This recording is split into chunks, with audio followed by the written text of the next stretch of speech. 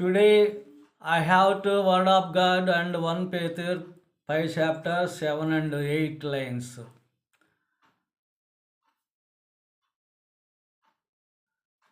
నా ప్రియ సహోదరి సహోదరులారా, పేతురు మాట్లాడుతున్నటువంటి విషయాన్ని మనం గమనిద్దాము. మంచి మనసుతో విందాం, మంచి మేలు పొందుదాం. మీరు మీ చింత యావత్తు నా మీద వేయుడి అని ప్రభు అన్నాడు. రెండో మాట, నిబ్రమ కలిగి మంచి బుద్ధి గలవారై బెలుకుగా ఉండి అన్నాడు. చింత యావత్తు అంటే బాధలు ఉన్నాయి, వేదనలు ఉన్నాయి, రోగాలు ఉన్నాయి, శోధనలు ఉన్నాయి, చాలా దుఃఖం విచారం ఉంది, ఈ శరీరానికి బలహీనత ఉంది, ఈ హృదయానికి బలహీనత ఉంది. ఇవన్నీ కావాలి మనకి. కావాలంటే మన చింత యావత్తు ఎవరి మీద వేయమన్నాడు? క్రీస్తు మీద వేయమన్నాడు. వాస్తవమే.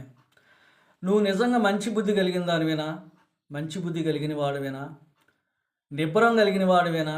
నిబ్బరం కలిగిన దానివేనా? అయితే మెలకుగా ఉండు. ఎందువల్ల మెలకుగా ఉండాలా? నీ చింత యావత్తు నేను మోస్తానని చెప్పాడు కదా, నీ బాధలను నేను తీసేస్తానని చెప్పాడు కదా, నీ రోగాలను నేను తీసేస్తానని చెప్పాడు కదా. మరి ఎందుకు నువ్వు నీ చింత యావత్తు ద్వారా ఈ లోక సంబంధమైన విషయాల్లో చింతిస్తూ ఉన్నావు? పరలోకమందు నుండి వచ్చిన క్రీస్తుని గూర్చి ఒక్కసారి నువ్వు చింతించావా? అర్థం చేసుకో సహోదరి సహోదరుడా.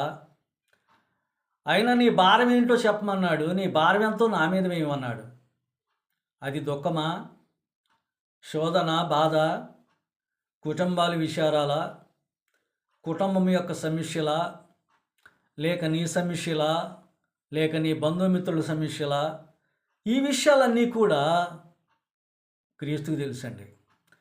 మనం ఏదైతే పాటిస్తున్నామో, ఏదైతే దేవుడు నడవమన్నాడో, ఏదైతే క్రీస్తు నడవమన్నాడో పేతురు పత్రికలో, అలా ఎప్పుడైనా నువ్వు జీవిస్తున్నావా? ఒకళ్ళు జీవిస్తే మంచి నిబ్బరం కలిగి ఉన్నావా? మంచి బుద్ధి కలిగి ఉన్నావా? మరి మెలకువగా ఉన్నావా? దేవుల్లో ఉన్నప్పుడు నిబ్బరం కలిగి బుద్ధి కలిగి ఉండటమే కాదండి, మెలకువలు ఉండాలి. ఎందుకంటే నువ్వు ప్రార్థనలో ఉంటున్నావు, మందిరానికి వెళుతున్నావు, కుటుంబం యావత్తు వెళుతుంది, దేవుని వాక్యాన్ని వింటున్నావు, దేవుని ద్వారా మారు మనసు పొందావు, దేవుని ద్వారా బాప్తిసం తీసుకున్నావు, దేవుని ద్వారా రక్షణ ఉంది. వీటిని ఎత్తుకెళ్ళే వాళ్ళు ఉన్నారు చాలామంది, వీటిని చెడగొట్టే వాళ్ళు ఉన్నారు చాలామంది. అందుకని మెలకువగా ఉండాలా. ప్రార్థించడమే కాదు, పాటలు పాడటమే కాదు, వాక్యం చెప్పడమే కాదు, వాక్యం వినటమే కాదు, మెలకువగుండు. నాకు అన్నీ వస్తులే, నాకు అన్నీ అని నువ్వు ఎప్పుడైతే అశ్రద్ధగా ఉంటావో, అపనమ్మకంగా ఉంటావో, కింద చెప్తున్నాడు పేతురు పత్రికలో, మీ విరోధి అయిన అపవాది గర్జించు సింహం వలె ఎవరిని మృంగుదరా అని తిరుగుసు వెదుగుతున్నాడు. ఇది ప్రమాదకరమైంది. మనం అన్నీ కలిగి ఉంటాం. అధికార మలుకొని నిన్నటి వరకు క్రీస్తు విశ్వాసం, క్రియలు ఉంటాయి, ప్రార్థన ఉంటుంది, వాక్యం ఉంటుంది, వింటున్నాం, మందిరానికి వెళ్తున్నాం, బాగానే ఉంది ఇక్కడి వరకు. కానీ వాడు వస్తున్నాడే, నువ్వు అత్యధికంగా ప్రేమ పొందుతున్నావని, ఆశీర్వదించబడుతున్నావని, బలపడుతున్నావని, విశ్వాసం కలిగి ఉన్నావని, ఆయన క్రియలు కలిగి ఉన్నావని, ఆయన ఆదివారాలు కలిగి ఉన్నావని, మందిరానికి వెళ్తున్నావని సాతానికి తలనొప్పండి. ఎలాగైనా నేను జడగొట్టాల. మృంగుదన అంటే వశపరుచుకొనుట, లేక కౌగిలించుకొనుట, లేక తన స్వాధీనంలోనికి తెచ్చుట, తన అబద్ధాన్ని బోధించుట, అబద్ధాన్ని ప్రకటించుట. ఏంటంటే 4 ఆదివారాలు కంటిన్యూ వెళ్తున్నావు, సాతాన్ అంటుంది ఈ వారం వద్దులే, ఇంటి పనులు చూసుకో, లేక పనికి వెళ్ళు, లేకపోతే చుట్టాలు వచ్చారు, లేకపోతే బంధువులు వచ్చారు, వాళ్ళతో ముచ్చటంచు, మాట్లాడు అని. అలాగే ఒకటి తలనొప్పిగా ఉందా, ఉండు, తలనొప్పి ఉండి మంచం వేసుకొని పడుకో. తర్వాత విశ్వాసుల దగ్గరికి వస్తుంది, తర్వాత పాస్టర్ గారి దగ్గరికి కూడా వస్తుంది. ఏమండి, కుటుంబాల్లో గడిబిడ సృష్టిస్తుంది. ఎందుకంటే ఈ ప్రార్థన అత్యధికంగా ఉన్నటువంటి వ్యక్తులు లేనటువంటి వ్యక్తులు దిప్పేసుకుంటారు, అవమానపరుచుకుంటారు. వాళ్ళకే కయాలు పెట్టింది సాతాను.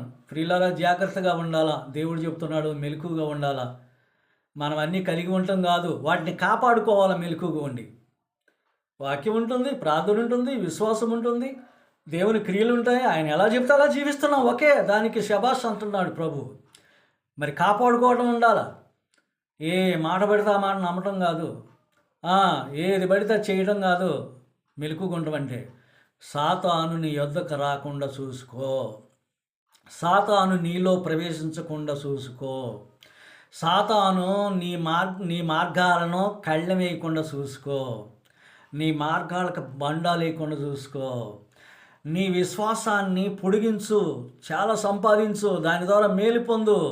కానీ సాతాను నీ విశ్వాసంలోనికి రానివ్వకుండా, నీ మాటల్లోనికి రానివ్వకుండా, నీ మనసులోనికి రానివ్వకుండా, నీ హృదయంలోనికి రానివ్వకుండా చూసుకో.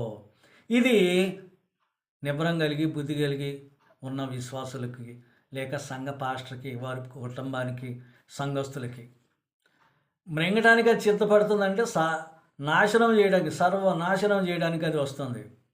అంతే. సంఘాన్ని గలిబిలి చేసిన చాలా ఉన్నాయి, కుటుంబాలను గలిబిలి చేసింది చాలా ఉన్నాయి, స్నేహితులను విడదీసింది చాలా ఉన్నాయి. ఇదిగో నా ఎదుకు రండి, నా దగ్గర చీకటి దొరుకుతుంది, ఇదిగో నా దగ్గర పాపం ఉంది, అది ఎంత ఆనందం మీకు, అది ఎంతమంది సంతోషం మీకు అని బోధ చేస్తుంది, మనుషులు మారుస్తుంది.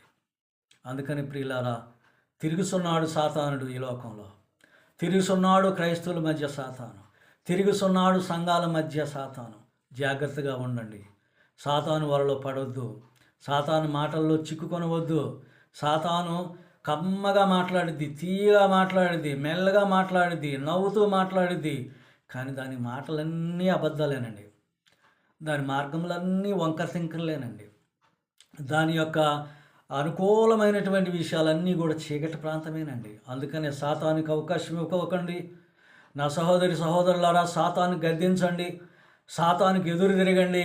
దేవుని ప్రార్థనతోనూ, దేవుని వాక్యముతోనూ, దేవుని క్రియలతోనూ, దేవుని విశ్వాసముతో, దేవుని రక్షణతో, దేవుని మారుమనసుతో సాతానుపై యుద్ధం చేద్దాం. సాతాను ఓడించండి. మన ముందు, మన వెనుక, మన ప్రక్కన యేసు ప్రభు తప్పకుంటాడు. దాన్ని ఓడించడానికే మన ప్రయత్నం చేయాలి. దాన్ని ఓడించడానికే మనం మెలకుగా ఉండి, నిబ్బరం కలిగి, మంచి మనసు కలిగి, మంచి బుద్ధి కలిగి ప్రార్థిద్దాం. పేతురు చెప్పినట్లుగా మెలకుగా ఉందాం. సాతానికి అవకాశం ఇవ్వకోకండి. సాతానుని అస్సలు మన ప్రాంతానికి రానివ్వకోకండి.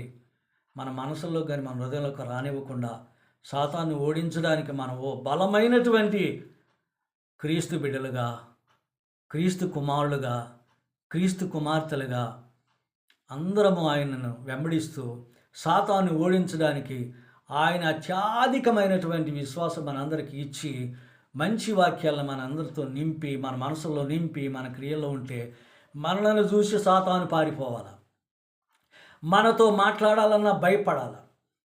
అందుకని ప్రియులారా, అలా ఉందాము. దేవుని ద్వారా దీవెనలు పొందుదాము. మంచి బుద్ధిని సంపాదించుకొని అన్ని వేళలా నీ జీవితకాలం అంతా మెలకుగా ఉండి, నిన్ను నీవు, నన్ను నేను, ప్రతి ఒక్కరు ఇలా కాపాడుకొని జీవిద్దాం. దేవుడి వాక్యం మనందరికీ ఫలింప చేయనుగాక. ఆమేన్.